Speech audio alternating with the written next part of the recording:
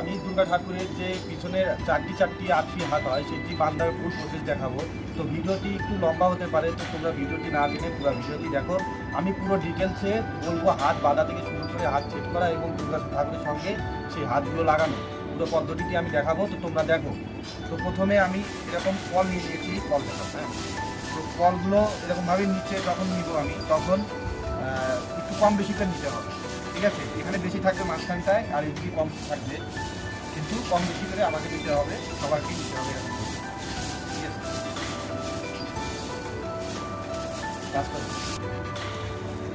তারপরে এরকম করে হাতের সাইজ অনুযায়ী হিসাবে আপনারা ঘরে একটি ভাগ করে নেবেন এরকমভাবে, নিয়ে একটু একটু কম বেশি করে নিতে হবে, নিয়ে এরকম করে এখানে কম বেশি করতে হবে, এখানে কম বেশি করে দিতে হবে, এইরকম করে মোড়াতে হবে।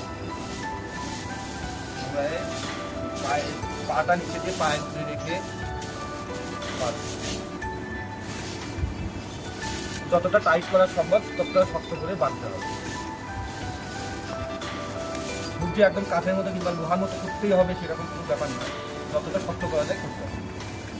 আর এবং খেয়াল রাখতে হবে যাতে হাতটা গোল বেলুনের মতো, মজা জানার মতো যাতে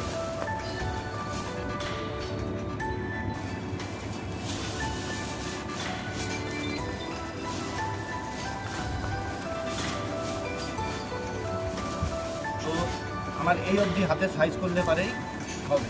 তো এই অবধি আমি বেঁধে নিচ্ছি এবং এটা একটু অ্যাড করে নিতে হবে।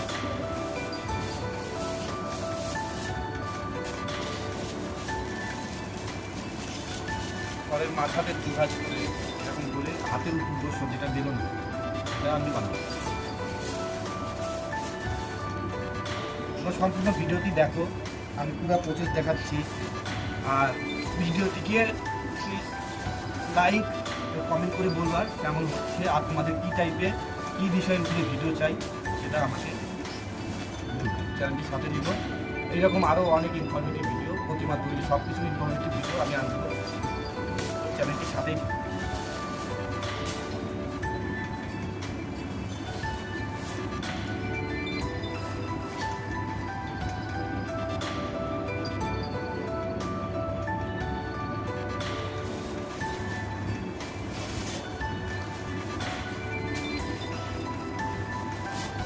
একটা গুরুত্বপূর্ণ বিষয়, যদি হাত যেদিকে হবে বা দিকের যে হোক ডান দিকের হোক সেটা সেই হিসাবে সেই দিকটা ব্যায়াম হবে। সো ফ্রেন্ড, আমি দুর্গা ঠাকুর এরকম করে 8টি হাত বেঁধে নিয়েছি।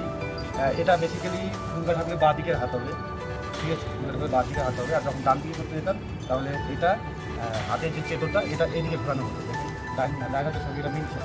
ডান দিকে করতে গেলে সেটা এদিকে হতো, তাছাড়া এই আদারওয়াইজ একই। তো আমি এরকম করে এখানে 4টি হাত বেঁধে নিয়েছি। তো প্রত্যেকটি হাতের দেখবে এরকম এখানে চাপা, ঠিক আছে?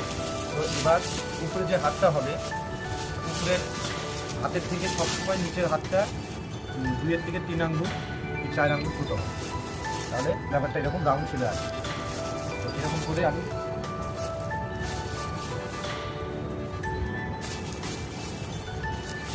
বেঁধে নেবো একদম। কিন্তু টাইট করে বাঁধতে হবে। সিঙ্গেল সুতলি দিয়ে যদি টাইটটা না বাঁধা যায় তো ডবল সুতলি ব্যবহার করতে হবে। তো আমি এখানে সিঙ্গেল করছি, ছিঁড়ে যেতে পারে, আমাকেও ডবল সুতলি করতে হবে ব্যবহার।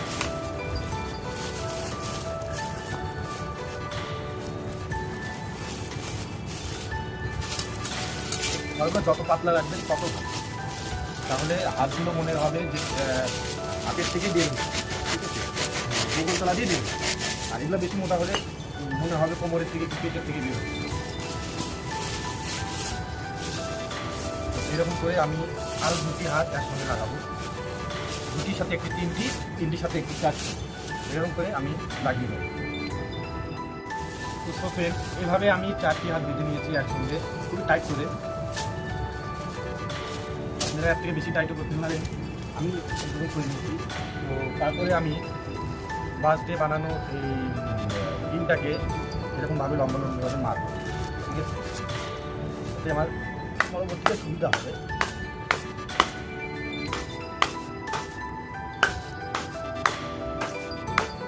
মারার সময় দেখতে হবে যাতে এই মাঝখান দিয়ে এই পিনটা না দেখা যায়।